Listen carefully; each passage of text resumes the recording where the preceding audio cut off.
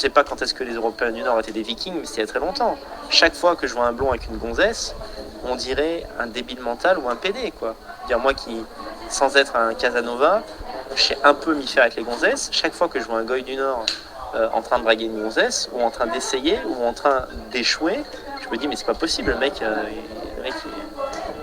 personne lui a appris à séduire, c'est pas possible, quoi. Comment on peut avoir peur de la femme comme ça? Et autre chose aussi, j'ai remarqué par exemple à la fin de mes conférences, que souvent, les mecs les plus casse-couilles, il y a toujours un casse-couille en fait, quand tu fais une conférence ou un truc, toujours un casse-couille.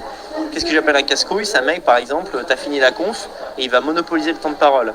Il y a d'évidence 25 personnes qui veulent que je leur signe, je sais pas, un livre ou autre. Le mec, il s'en fout, aucune intelligence sociale. Il va passer 20 minutes à essayer de me parler. Ouais, non, mais je voulais te parler d'un truc, nanani, qu'est-ce que tu penses? Puis d'un truc hyper pointu, tu vois. Et ça, j'ai remarqué, c'est toujours des Blancs du Nord. Toujours.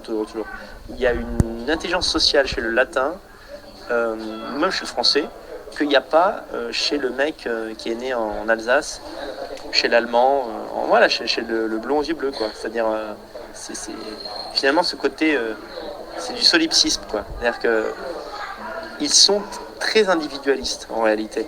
C'est pour ça que l'idée communautaire fonctionne mieux sur les Blancs du Sud.